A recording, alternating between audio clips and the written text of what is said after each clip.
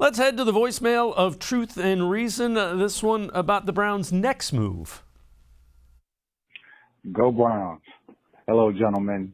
This is Keith calling from Columbus, Ohio once again. I called a week or so ago about the Denzel situation and how I felt like they need to keep him, and how Jamar Chase saying that he is one of the best DBs, toughest one he said he faced since he's been in the league. He's only been there a year, but he's one of the top receivers. My point is, I'm just so happy that they paid him. And so let's move forward. Let's keep it pushing. They're moving in the right direction. They're getting the core players. Now we just need to get Clowney, and we'll figure it out from there. Go Browns. All right, as always, we appreciate all of the voicemails. We'll get to Clowney in a minute. Mary Kay, what about the job they have done locking up their young talent? So they've identified the talent, and now they have this young talent that's going to be with the franchise, if they so desire, for the next several years.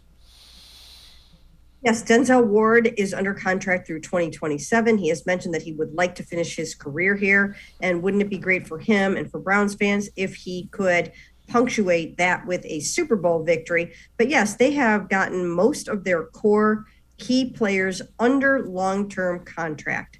Most of the big work is done now. They've gotten Miles done.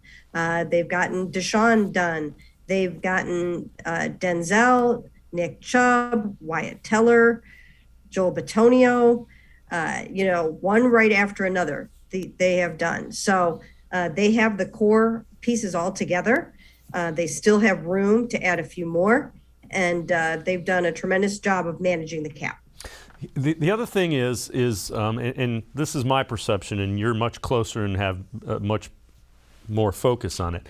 Andrew Berry in this front office seems to be very forward-thinking with the cap, and that's the way you stay ahead of the cap. When you're playing catch-up with the cap is when you get into the situation where you're going to lose players you don't want to lose. This cap is going to go up significantly as sports wagering dollars come into it, as more of the broadcast rights and streaming rights come into it.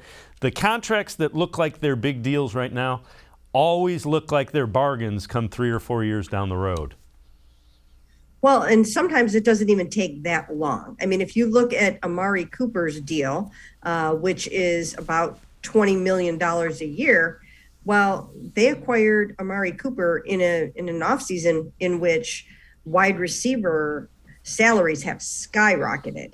And so, that doesn't look like that much money anymore. And same thing with Denzel, even though it was his turn to become the next highest paid cornerback in the NFL, those salaries are going to be going up, and that will probably age pretty well. And he's going to, look, just paid right about where he should be. But somebody's going to come along, in the next couple of months and top what he's making.